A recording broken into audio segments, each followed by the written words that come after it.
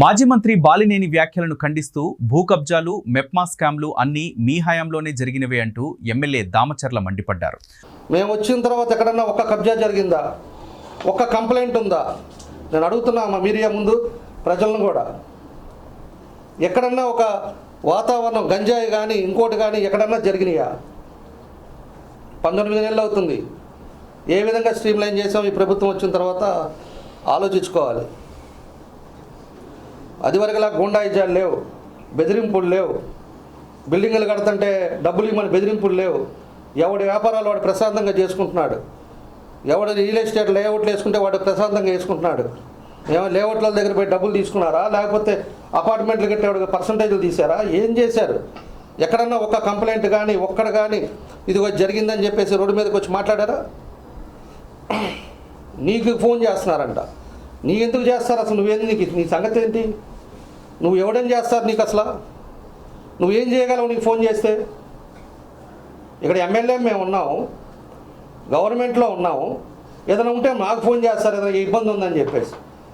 నువ్వు 5 ఏళ్ళు ఎరగదీసావు, చించావని ఇక్కడ ప్రజలకు తెలియదా? నా గురించి నీ గురించి ప్రజలకు తెలియదా? నేనేమో ఇవాళ కొత్తగా వచ్చానా? 20 ఏళ్ళ నుంచి నేను ఉన్నా టౌన్లో. అంతకుముందు అబ్బో ఏం మాట్లాడాడో, బూతులు మాట్లాడావు. అల్లూరు వస్తే బూతులు మాట్లాడావు. నేనేమన్నా మాట్లాడానా? బచ్చాగా నా కొడుకులని మన ముందు కార్ట్ అయితే ఖరీదు చేయని నా కొడుకులందరి చేత ప్రెస్ మీట్లు పెట్టి మాట్లాడించావు. ఏమేమి మాట్లాడించావు? నీ ఇష్టం వచ్చినట్టు మాట్లాడి బెడ్రూమ్లో కూర్చొని టీవీ చూసుకుంటా అబ్బా భలే మాట్లాడారు అని చెప్పి ఆనందపడ్డావు. ఒకడు అన్నాడు కార్పొరేటర్కి ఎక్కువ, ఒకసారి ఎమ్మెల్యే అన్నాడు. ఆ మాట్లాడిన ఎదవలకు కూడా చెప్తున్నా నేను. జిల్లాలో హైయెస్ట్ మెజారిటీ. ఒంగోలులో కాలు కింద పెట్టి తలకాయ తిప్పినా కూడా ఇతనికి మళ్ళీ ఆ మెజారిటీ రాదు. అది గుర్తుపెట్టుకోవాలి. ఎప్పుడు నోరు బారేసుకుంటే అవో కాలము ముందు కాలం అనేది కూడా చూపిస్తుంది. దేవుడు అనేవాడు ఉన్నాడు. మనం ఏదో తప్పులు చేసి మాట్లాడినంత మాత్రాన ఒక్కోటి కాలం పోయే కొంది ఇవాళ అహంకారం పెరిగి ఇవాళ అధికారం ఉందని చెప్పి నీ ఇష్టం వచ్చినట్టు అప్పుడు బిహేవ్ చేశావు కాబట్టే ప్రజలు నిన్ను ఎక్కడ పెట్టాలో అక్కడ పెట్టారు. అతన్ని కూడా మాజీ ముఖ్యమంత్రిని కూడా ఏడబెట్టాలి అడగబెట్టి 11 తోటే పెట్టి అసెంబ్లీకి కూడా వచ్చినా కూడా నువ్వు వేస్ట్ అని చెప్పి పక్కన పడేశారు. ఇది వాస్తవం. అది గుర్తుపెట్టుకోవాలి. ఎవరైనా కూడా మనం ఉండే దాంట్లో వస్తూ ఉంటాయి పోతూ ఉంటాయి అధికారాలు. కానీ ఎప్పుడు లిమిట్స్లో పనిచేస్తే ప్రజల మధ్యలో గౌరవంగా ఉంటేనే ఆ గౌరవమే మనల్ని కాపాడుతుంది. నీ ఇష్టారాజ్యంగా మీ కొడుకును వదిలేసి హాస్పిటల్కి వచ్చి అద్దాల పగలగొట్టి ఎంత చేసావు నువ్వు ఆ రోజు? తెలీదా? ఎంతమంది మీద ఆ మహిళలను కొట్టింది గుర్తులేదా? ప్రజలకు గుర్తు. సరేలే అని చెప్పేసి మేము అప్పటికి ఓపిక పెట్టేసి సరే జనసేన ఉంది, జనసేనలోకి వెళ్ళాడు. పవన్ కళ్యాణ్ గారు మనం తప్పుగా అనుకోకూడదు. పవన్ కళ్యాణ్ గారు మళ్ళా ఇతను ఏదో తెగ ఇబ్బందులు పెడుతున్నారని చెప్పేసి ఆ విధంగా కూడా మనం బాగుండదు, అందరం కలిసి ఉన్నాం అని చెప్పి కూడా మేము ఓపిక ఉంటే నువ్వు హైదరాబాద్ నుంచి వచ్చి ఇక్కడ మాట్లాడేసి నువ్వు హైదరాబాద్కి వెళ్తావు, మళ్ళా వస్తావు, నీ ఇష్టం వచ్చినట్టు మాట్లాడుతుంటే ఇక్కడ పనికి రాకుండా ఎవడు లేడు. మన పవన్ కళ్యాణ్ గారితో కూడా మాట్లాడా, అంటే అభివృద్ధి పనుల మీద మాట్లాడా. ఇప్పుడు ఇతను చేసే యాక్టివిటీస్ చూసి అతనికి కూడా చెప్పాలి. మనల్ని తప్పుగా అనుకోకూడదు.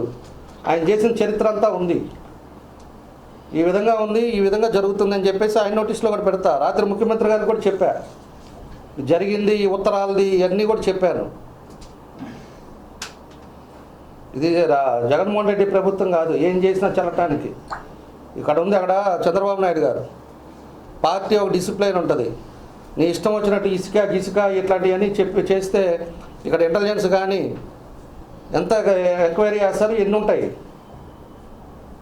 ఏంటో నాకు అర్థం కాదు. ఇసుకదేదో మాట్లాడాడు, ఇసుక చేయట్లేదా అని చెప్పేసి. దాన్ని కూడా ఒకసారి మనం గమనిస్తే ఇసుక టెండరు అది కూడా తెలవదు. రాష్ట్రంలో ముఖ్యమంత్రి గారు ఇసుక ఫ్రీ చేశారు, వాస్తవం. ఒంగోలుకి కొన్ని నియోజకవర్గాలకి మనకి ఇసుక అనేది ర్యాంప్ లేకపోయినప్పుడు మనకి దగ్గరలో రీచ్ ఎక్కడ ఉందో దాని నుంచి మనం తెచ్చుకొని ఆ ట్రాన్స్పోర్ట్ ఖర్చు పెట్టి టెండర్ కాల్ఫర్ చేశారు. టెండర్ కాల్ఫర్ చేసినప్పుడు మన ఒంగోలుకి వచ్చి నెల్లూరు పెన్నాది ఇచ్చారు. ఇది ఇచ్చి ఆ రోజు అఫీషియల్గా వాళ్ళు ఆక్షన్ పెట్టారు. ఆక్షన్ అంటే అందరూ కూడా ఒక బాక్స్లో వేస్తే దాన్ని అప్పుడు కలెక్టర్ గారు దాన్ని అన్నీ తీసి ఒకటి డంప్ చేశారు. అదే లైవ్, అది కెమెరాలు ఉన్నాయి, మీడియా ఉంది, అన్నీ ఉన్నాయి. అది ఎవరు ఆ రోజు ప్రగతి ఇంజనీరింగ్ కంపెనీ ఒకటి, ఫ్యూచర్ ట్రాన్స్ కంపెనీ ఒకటి, అదేవిధంగా బెల్లం సత్యం ఇండివిజువల్ పేరు మీద వంశీకృష్ణ కన్స్ట్రక్షన్స్ ఒకటి, ఇలాంటివి బాక్స్లో వేశారు. వేస్తే దాంట్లో తీసినప్పుడు ఫ్యూచర్ ట్రాన్స్ కంపెనీకి అనేది వచ్చింది. వాళ్ళు చూసుకుంటారు, వాళ్ళు బల్లోళ్ళు వాళ్ళు తోలుతూ ఉన్నారు, వాళ్ళకి గొడవలు జరుగుతూ ఉన్నాయి. ట్రాక్టర్లు ఇబ్బంది ఉంది, ట్రాక్టర్లు దగ్గర నుంచి తీసుకొచ్చి ఇక్కడ అమ్ముతున్నారు, ఇవన్నీ జరుగుతున్నాయి. దాంట్లో ఏదో జరిగిందని చెప్పేసి మాట్లాడతాడు. ఏంది నాకు తెలిసి అసలు పూర్తిగా ఇన్ని టైము అదేమంటే నేను 5 సార్లు 2 సార్లు అని అంటారే, అసలు ఏదన్నా ఒక తెలుసుకొని ఒకసారి మాట్లాడేటప్పుడు వాస్తవం ఏంటి. ఇక్కడ అధికారులు మీ కొంతమంది ఉంటారు కదా, నీకు తెలిసిన వాళ్ళు తొత్తులు ఉంటారు. అదేవిధంగా మీడియాలో కూడా కొంతమంది నీకు తెలిసిన వాళ్ళు ఉన్నారు. మళ్ళా ఇక్కడ ఉండే వైఎస్ఆర్ పార్టీ వాళ్ళు అంతకుముందు నీతోటి ఉండేవాళ్ళు, బాగుండేవాళ్ళు ఉన్నారు. తెలుసుకోవాలి ఏం జరుగుతుంది ఏంటి అని. ఏది అనేది లేకుండా నీ నోటికి వచ్చినట్టు అవినీతి మరకలేసేసి ఏదో జరిగిపోయిందిలే అంటే అది మంచిది కాదు. నువ్వు రా, హైదరాబాద్ నుంచి వచ్చి ఇక్కడే ఉండమనే నేను అంటుంది. పైపెచ్చాము అన్నీ మాట్లాడి పార్టీ కాదు, నా వ్యక్తిగతంగా మాట్లాడుతున్నా. నేను ఇవాళ వ్యక్తిగతంగానే మాట్లాడుతున్నా.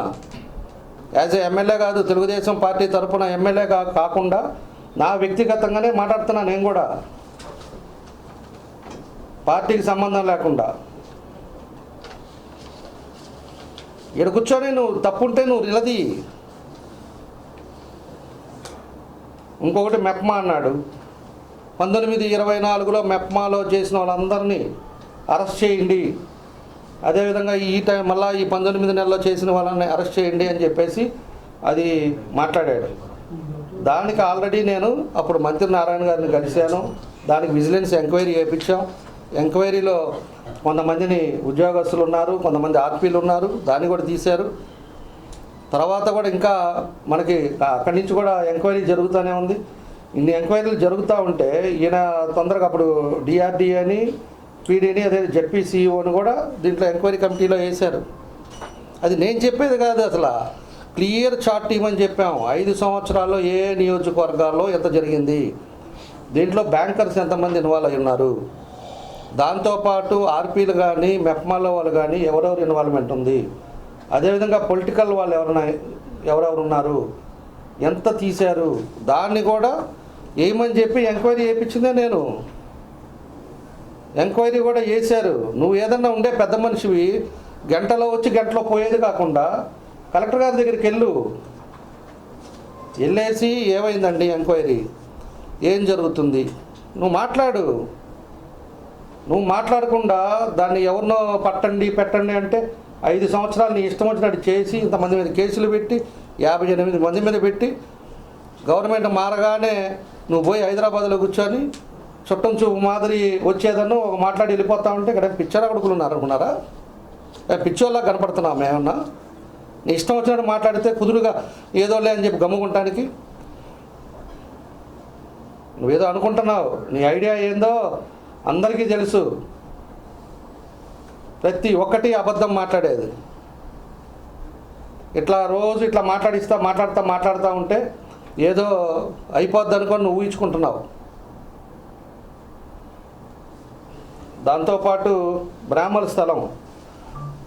స్థలం అని ఇలా మాట్లాడుతున్నాడు. బ్రాహ్మణ స్థలాల్లో బ్రాహ్మణులది 5-6 ముక్కలు ఉన్నాయి వాళ్ళవి. ఇతను పోయినసారి మున్సిపాలిటీ కరెక్ట్గా లెక్కింపు టైంలో వాళ్ళ బావమరిది భాస్కర్ రెడ్డి వచ్చేసి రాత్రే కొంతమందిని పెట్టేసి షీట్లు పెట్టి దాని మీద చేసిందంతా ఎవరు? కాంపౌండ్ వేసింది ఎవరు? అది ఏంది?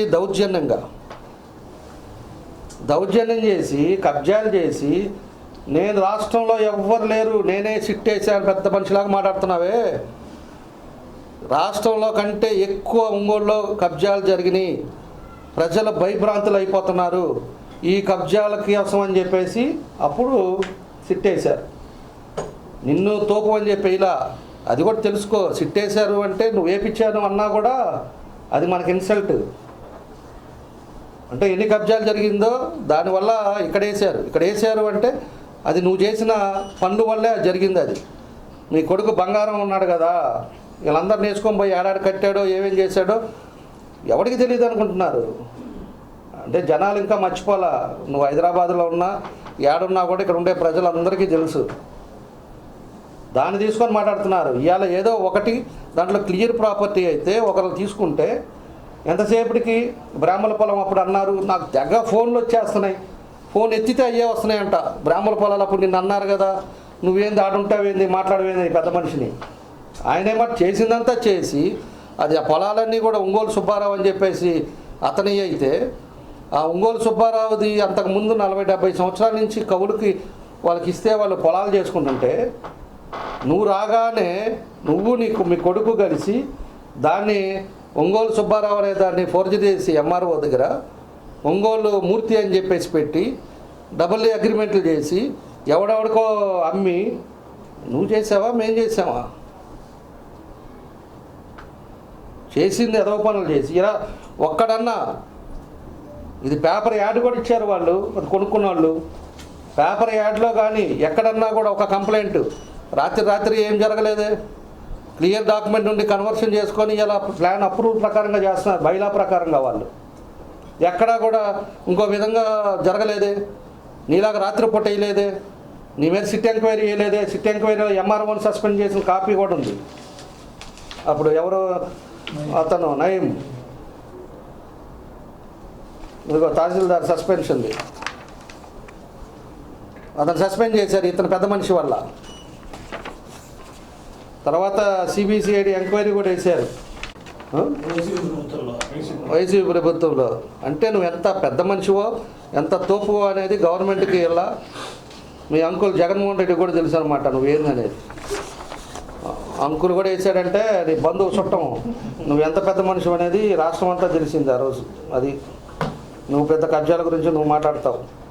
ఇంకోటి ఏం చేశాడు, ఇంకేం మాట్లాడాడు, నకిలీ స్టాంపులు కుంభకోణాలు ఇవన్నీ అప్పుడు జరిగినాయి అక్రమాలు అవన్నీ.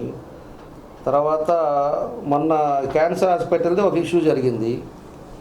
క్యాన్సర్ హాస్పిటల్ ఇష్యూది అది ఎవరిదో ల్యాండ్, అది నా దగ్గరికి వాళ్ళు వచ్చారు వీళ్ళు వచ్చారు, వాళ్ళ మొహాలు కూడా నాకు తెలియదు. మీరు ఎంఆర్ఓకి ఫోన్ చేసి ఎంఆర్ఓకి చెప్పాను 2 డాక్యుమెంట్స్ చూడండి, డాక్యుమెంట్ ఎవరిది కరెక్ట్ అయితే వాళ్ళు చూడమన్నాం. వాళ్ళ దగ్గర డాక్యుమెంట్ ఉంది, వీళ్ళేమో పోయి అక్కడ వేసుకున్నారు. వేసుకున్న తర్వాత వాళ్ళు ఖాళీ చేశారు. దానికి ఏదో పెద్ద పంచాయతీల మాదిరి నా దగ్గరికి వస్తే మీ డాక్యుమెంట్ కాదని ఎంఆర్ఓ చెప్తున్నాడమ్మా, మీకు ఏదైనా ఉంటే ఎవరున్నారో చెప్పండి అన్న. కొంతమంది అంతా వెంకటేశ్వర కాలనీలో ఉంటున్నారు, ఊరికి అక్కడ రేకులు వేసుకునేదని పోయి ఉండేది అక్కడ ఉంటున్నారు. మీకు కావాలంటే పట్టాలు ఇద్దామమ్మా, ఇప్పుడు పట్టాలు ఇస్తున్నాము అసెంబ్లీ అయిపోయిన తర్వాత అందరికీ ఇస్తాం, జెన్యూన్గా కట్టుకోండి, హౌసింగ్లో కట్టుకోండి, మీ జోలికి ఎవరు రారు, ఎక్కడ పోయి అక్కడ వేసుకుంటే వాళ్ళు వచ్చినప్పుడు ఎప్పటికైనా ఇబ్బంది అవుద్ది అని నేను చెప్పా.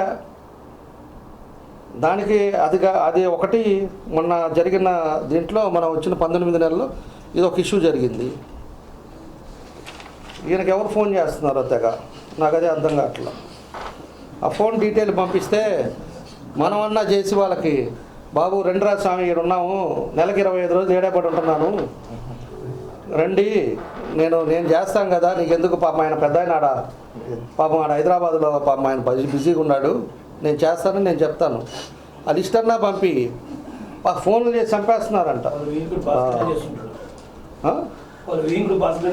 అదే ఎవడు చేస్తున్నాడో ఫోన్లు పాపం అల్లాడిపోతున్నాడు బిడ్డ. ట్రంక్ రోడ్డు, ఇంకోటి ట్రంక్ రోడ్డు గురించి చెబుతాడు. ట్రంక్ రోడ్డు అంట అందరు ఇతనికి ఫోన్ చేశారంట, ఫోన్ చేసి మమ్మల్ని మీరే కాపాడాలని అంటున్నారంట. నేను ట్రంక్ రోడ్డు గురించి ఎప్పటి నుంచో ఉండేది, మాస్టర్ రోడ్లో 100 ఫీట్ రోడ్డు ఉంది, కానీ నేను 3 సార్లు అందరితో వైశాల్స్ ఆ షాపులు ఉండే వాళ్ళందరితో మీటింగ్ పెట్టా. వాళ్ళని నేను అన్ని సార్లు కూడా మాట్లాడి లేదు ఇది ఊరంతా తిరిగేది కాదు, ఒంగోలు టౌన్ మార్పు రావాలి, డబల్ రోడ్డు పెట్టుకుంటున్నాం, మీకు 4 times టీడీఆర్ ఇస్తాం, స్ట్రక్చర్ దానికి డబ్బులు ఇస్తాం, అన్నీ కూడా కన్విన్స్ చేస్తే ఈ పెద్ద మనిషి హైదరాబాద్లో కూర్చొని వీళ్ళ చేత కొంతమంది కోర్టుకు వేసాడు. దాంట్లో కొంతమంది కోర్టుకు వెళ్ళారు. ఆయన అది కూడా నిన్న అన్నాడు కోర్టు ఆర్డర్ ఇచ్చిందని. అది చదువుకో ఫస్ట్ ఏమి ఇచ్చిందో. కోర్టు ఆర్డర్ ఏమి ఇచ్చింది? టీడీఆర్ బాండ్స్ అయినా ఇవ్వండి, లేదా ఎక్వైర్ చేసిన తర్వాత క్యాష్ ఇవ్వండి అని చెప్పింది. మేము టీడీఆర్ బాండ్స్ ఎవరైతే అడుగుతున్నారో అకార్డింగ్ లా ప్రకారం, అకార్డింగ్ జడ్జిమెంట్ ప్రకారంగానే ఈరోజు దాన్ని కూడా వాల్యుయేషన్ వేస్తున్నాం. వేసి దాన్ని కూడా వాళ్ళని మనసులో పెట్టుకొని వాళ్ళు బాధపడకూడదు అని చెప్పి 80 అడుగుల రోడ్డుని 100 అడుగులని 80 అడుగులు చేసాం. మాస్టర్ ప్లాన్ మళ్ళీ రివైజ్ చేస్తున్నాం, రివైజ్ చేసి పంపించాము. ఇవన్నీ తెలియకుండా ఊరు బాగుపడుతుంది, డెవలప్మెంట్ జరగకూడదు.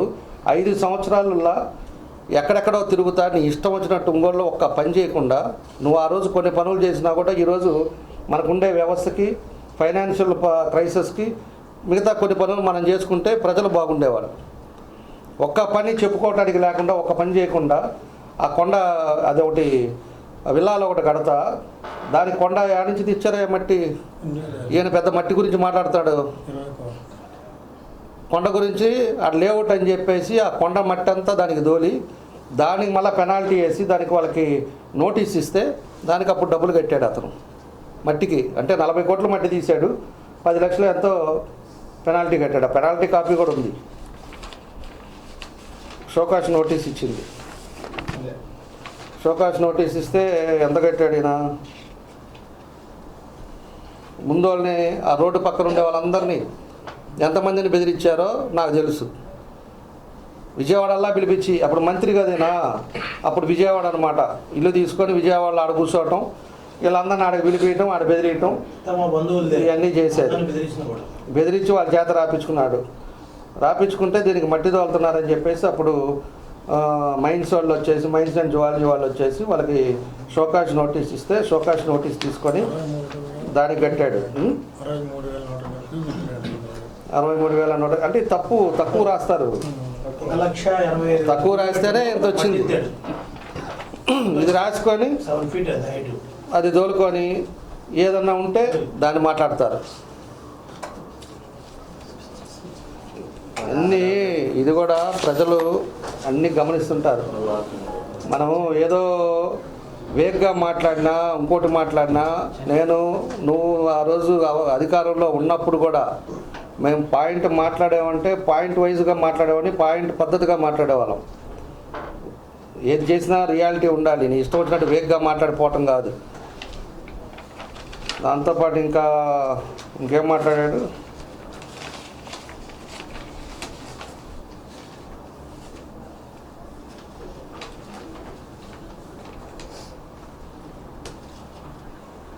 నిన్న మాట్లాడి వెళ్ళాడు. మీ ద్వారా కూడా ప్రజలకు తెలియజేస్తా ఉన్నా, ఏది సమస్య ఉన్నా దగ్గర 25 రోజులు ఇక్కడే ఉంటున్నాం. వీలైనంత వరకు ఒంగోలు మార్పు రావాలి, ఒంగోలు బాగుండాలని ఒక్కరోజు 5,000 మొక్కలు నాటాం. ఎంత జాగ్రత్తలు తీసుకొని ఎన్ని యాక్టివిటీ తీసుకొని చేస్తే మనకు ఒక రోజులో 5,000 మొక్కలు నాటుతాం. పార్కులు డెవలప్ చేస్తున్నాం, ఇవన్నీ కూడా చేస్తున్నాం. వాళ్ళకు కూడా ట్రంక్ రోడ్డు వాళ్ళకు కూడా దొంగ మాటలు వినగాకండి. వాళ్ళకేంటంటే అభివృద్ధి జరగకూడదు, మంచి పేరు రాకూడదు. మళ్ళీ కూటమిలోనే ఉన్నాడు అయినా మనకు రాకూడదు. ఆయన కూటమి మళ్ళీ అంటాడు కదా మాట్లాడేటప్పుడు, నేను వ్యక్తిగతంగా మాట్లాడుతున్నా, అదే వ్యక్తిగతంగా ఇక్కడ జరగకూడదు డెవలప్మెంట్. అలాంటి వ్యక్తి కాబట్టి అలాంటి వాడి మాటలు విని నాశనం చేసుకోవద్దని చెప్పి నేను తెలియజేస్తా ఉన్నా. ట్రంక్ రోడ్డు ఎప్పుడైతే వైండింగ్ అవుతుందో మీకు ఖచ్చితంగా వ్యాపారాలు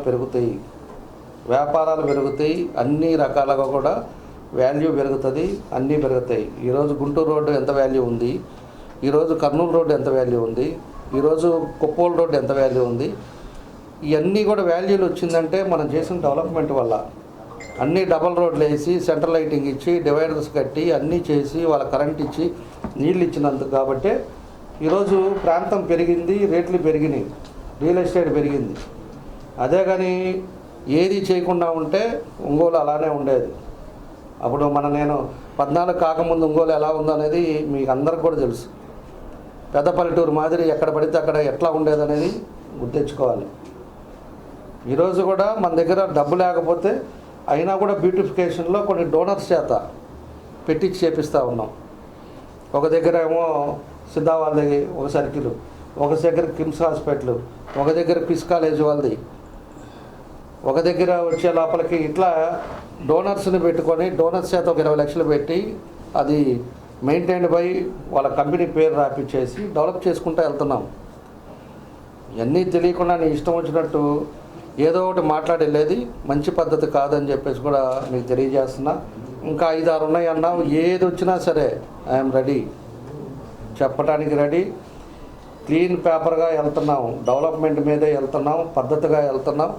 నువ్వు కావాలంటే ఎన్ని ఎంక్వైరీలు చేసుకో, లేకపోతే ఏమైనా పెట్టుకో, ఏమైనా మాట్లాడదామంటే, లేకపోతే నువ్వేరా కూర్చుందాం మాట్లాడదాం.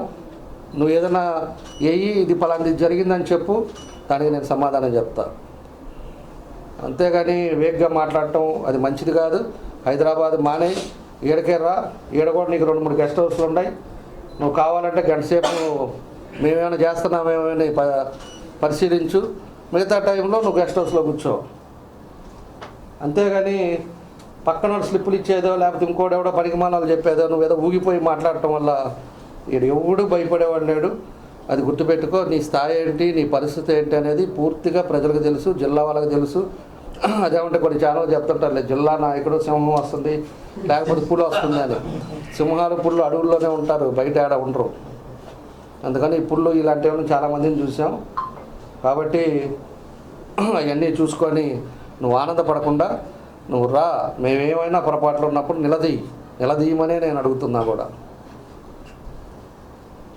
అంతేగాని వేగ్గా మాట్లాడితే మంచిది కాదు, బాగుండదు. వాడు మురళీ గారిని అర్జెంటుగా ఎస్పీ గారికి సబ్మిట్ చేయి.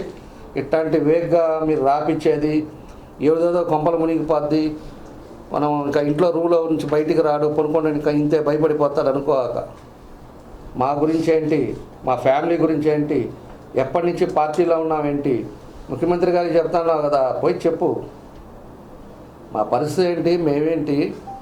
వచ్చిన తర్వాత నుంచి ఏ విధంగా పార్టీని కాపాడుకుంటూ వచ్చాం. 12 ఏళ్ళు జిల్లా అధ్యక్షుడు, ఉమ్మడి జిల్లా అధ్యక్షుడిగా ఉన్నా.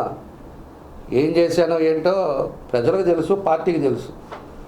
నువ్వేదో పుస్తకాలు ఇస్తాను ఉంటే అడిగితే తప్పేదన్నా ఉంటే నేనే ఒప్పుకుంటాను. ఇట్లాంటి వేగ మాటలు జనాల ముందు మాట్లాడేంత మాత్రాన ఈడెవడు భయపడేవాడు లేడు. నువ్వు చేసేదేంది, నీ పరిస్థితి ఏంది, నీ కొడుకు ఒక్క కొడుకు అన్నాడు కదా, ముద్దుల కొడుకు. ఆ కొడుకు చేసిన పనులేంటో ఒంగోలు నియోజకవర్గం ప్రజలందరికీ కూడా తెలుసు. ఇది పద్ధతులు మార్చుకోమని చెప్పి నేను మీ ద్వారా తెలియజేస్తా ఉన్నా. ఇది కూడా నా వ్యక్తిగతం, పార్టీకి సంబంధం లేదు, మా తెలుగుదేశానికి సంబంధం లేదు, మా పవన్ కళ్యాణ్ గారికి సంబంధం లేదు, అదేవిధంగా నేను ఎమ్మెల్యేగా కూడా సంబంధం లేదు. నా వ్యక్తిగతంగా నేను మాట్లాడుతున్నా. Thank you. పట్టుకొని వెళ్ళాలి, అంతేగాని ఉత్తరాలు రాపిచ్చేది ఎవడు లంగావాళ్ళు రాస్తారు ఉత్తరాలు. దమ్మున్నాడు ఏదైనా ఉంటే మాట్లాడతాడు. లంగావాళ్ళ చేత ఎడకోపోయి రాసేది, వాళ్ళని తీసుకెళ్ళి ఇదేపించి పోస్టులు వేయించేది, వాడిని దాచిపెట్టుకొని పోలీసు వాళ్ళకి చేయొద్దు కొట్టద్దు అనేది నీకెందుకు ఈ బుడబక్కల పనులు? అలాంటివన్నీ రాయటం వల్ల ఏమవుద్ది? ఒకసారి తప్పు చేసినాడు, ఒకసారి చూస్తాడు, 2 సార్లు చూస్తాడు, 3వ సారి దొరకకపోతాడు. పోయినసారి చేశాడు, నేను అప్పటికి నేను పట్టించుకోవాలా. ఇది మళ్ళీ సోషల్ మీడియాలో ఈ వాట్సాప్లో అని కొట్టేది. అది రాసిన తర్వాత పంపించిన తర్వాత దాని కామెంట్స్ కూడా చూసుకోమని చెప్తున్నా అతనికి. చూడటం వచ్చా రాదో వాళ్ళ ముద్దుల కొడుకుని అడిగి చూపించుకోమను. కింద కామెంట్స్ పెడతారు ఏంది అనేది, మన పుట్టకేంది అనేది అక్కడ తెలుస్తుంది కామెంట్స్లో. ఆ రోజు మనకి దీని మీద సిఐడి వేసాడు కదా, ఎంక్వైరీ చేశారు. సిట్ కాదు, మనకి కబ్జాల మీద. అప్పుడు సిట్ వేసి అప్పుడు అశోక్ రెడ్డి అని చెప్పేసి సిబిసిఐడి వేశారు. దాని పుస్తకం కూడా తీస్తున్నా. దాంట్లో ఎవరెవరి పేర్లు ఉన్నాయి ఏంటి ఆ రోజు రాసిన దాన్ని తీసి పెట్టారులే ఇలా గవర్నమెంట్లో. ఆ సిట్ సిబిసిఐడిది కూడా తీస్తాం. ఇంకా కూడా ఇంకా పట్టుకోవాలి అంటే బోల్డెన్ ఉన్నాయి చేసిన పాపాలు. సరేలే కూటమిలో ఉన్నాడు కదా ఏదో ఎట్లలే అని చెప్పేసి మనం ఊరుకుంటుంటే ఇతను నాకు వార్నింగ్ ఇస్తున్నాడు. ఏమో నువ్వు 5 ఏళ్ళు ఇచ్చే వార్నింగ్ ఇచ్చితేనే మేము భయపడలా, చూసుకుందామన్నా. ఇప్పుడు ఏమో మా అధికారంలో ఉండి ఎమ్మెల్యేగా ఉంటే నువ్వు నాకు వార్నింగ్ ఇచ్చేది ఏందో, నాకు చూస్తాననేది ఏందో ఇంకా చాలా ఉన్నాయి అనేది ఏందో నాకు అర్థం కావట్లా. సరే చూద్దాం అది కూడా.